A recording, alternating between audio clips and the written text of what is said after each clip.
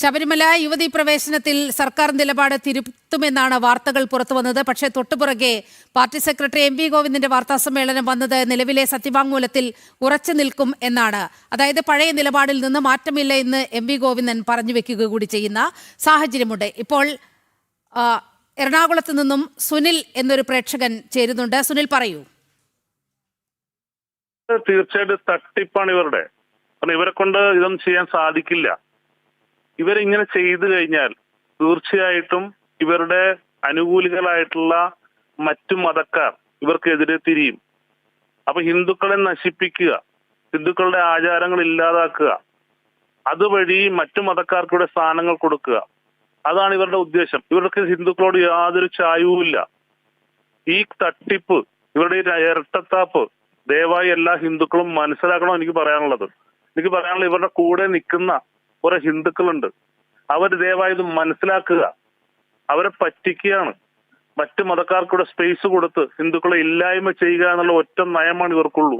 ഹിന്ദുക്കളോട് യാതൊരു പ്രതിബദ്ധതയും ഇല്ലാത്ത ഒരു പാർട്ടിയാണിത്.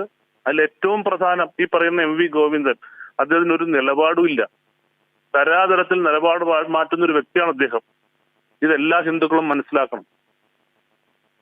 വളരെയധികം നന്ദി സുനിൽ ഈ ഘട്ടത്തിൽ പ്രതികരിച്ചതിന്. അഡ്വക്കേറ്റ് ജയസൂര്യൻ, ഈ പ്രേക്ഷകരെല്ലാം ഒരേപോലെ പറയുന്ന കാര്യമാണ് ഇങ്ങനെ ഹിന്ദു മതവിശ്വാസികൾ ഇത് വളരെ കൃത്യമായി ഇത് തിരിച്ചറിയണം എന്നുള്ളത്.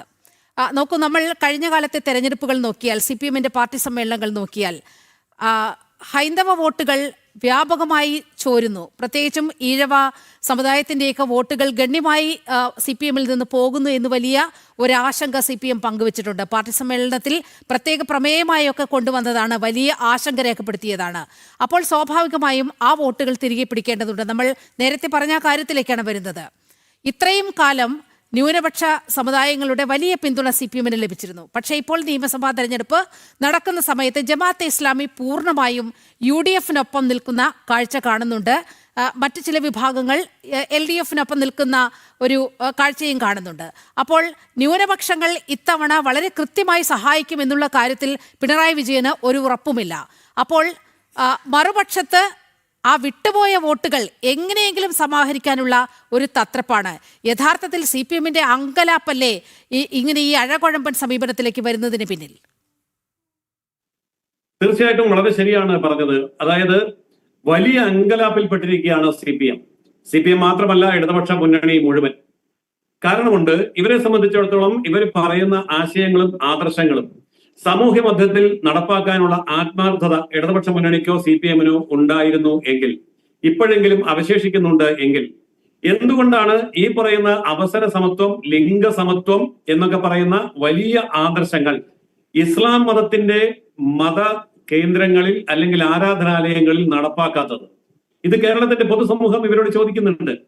ശബരിമലയിലെ യുവതി പ്രവേശം ലിംഗസമത്വത്തിന്റെയും സാമൂഹ്യ നീതിയുടെയും അടയാളമായിട്ട് ഇവര് ഉയർത്തി കാണിക്കുമ്പോൾ, ഇസ്ലാം മതത്തിലെ സ്ത്രീകൾക്ക് ഇസ്ലാം മതത്തിലെ ദേവാലയങ്ങളിൽ കടക്കാനും ആരാധന നടത്താനും അവകാശമില്ലാത്തത് എന്തുകൊണ്ട്? ഇസ്ലാം മതത്തിലെ സ്ത്രീകളുടെ അവകാശ സംരക്ഷണത്തിന് വേണ്ടി ഇടതുപക്ഷം ശബ്ദമുയർത്താത്തത് എന്തുകൊണ്ടാണ്?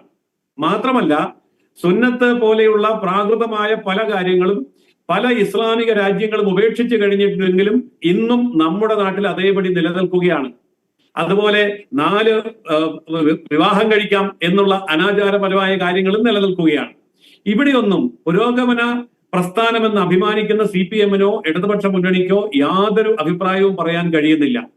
അതേപോലെ തന്നെ ഇസ്ലാമിക മേഖലയിലും അവരുടെ തീവ്രവാദ പ്രസ്ഥാനങ്ങളിലും വർദ്ധിച്ചു വരുന്നതായിട്ടുള്ള സാമൂഹ്യ വിരുദ്ധ, രാജ്യവിരുദ്ധ നിലപാടുകൾ, ആ നിലപാടുകളിൽ അടിയുറച്ചു നിന്നുകൊണ്ട് പരസ്യ പ്രസ്താവന നടത്തുന്ന രാഷ്ട്രീയ നേതാക്കന്മാർ അവരുടെ ആശയങ്ങളെ പ്രചരിപ്പിക്കാൻ വേണ്ടി നമ്മുടെ മാധ്യമങ്ങൾ കാണിക്കുന്ന വലിയ ഔത്സുക്യം, ഇതിനൊന്നുമെതിരെ സംസാരിക്കാനും നയപരമായ തീരുമാനമെടുക്കാനും ഇടതുപക്ഷ മുന്നണിക്ക് കഴിയുന്നില്ല.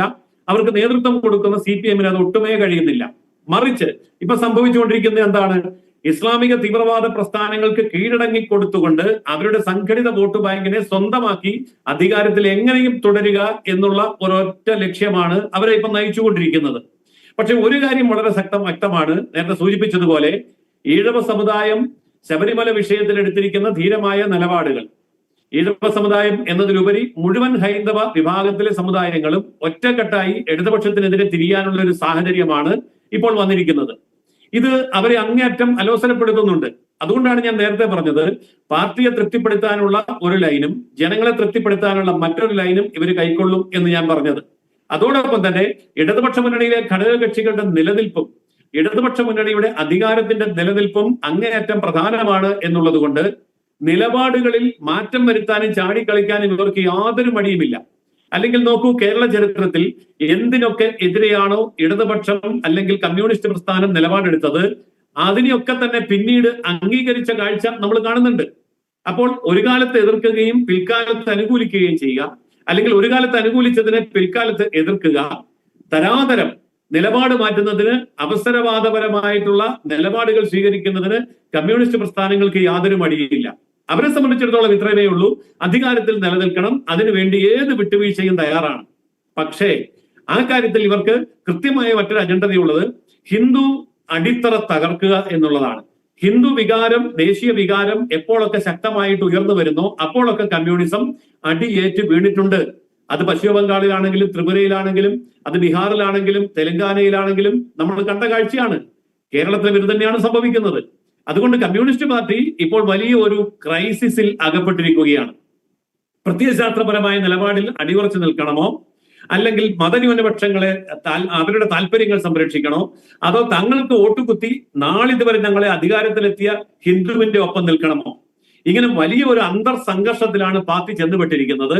ഈ അന്തർ സംഘർഷങ്ങളിൽപ്പെട്ട് തന്നെ പാർട്ടി തകർന്നടിയുകയും ഇടതുപക്ഷ ഗവൺമെന്റ് തന്നെ അപ്രത്യക്ഷമാവുകയും ചെയ്യുന്ന സാഹചര്യത്തിലേക്കാണ് കാര്യങ്ങൾ പോയിക്കൊണ്ടിരിക്കുന്നത്.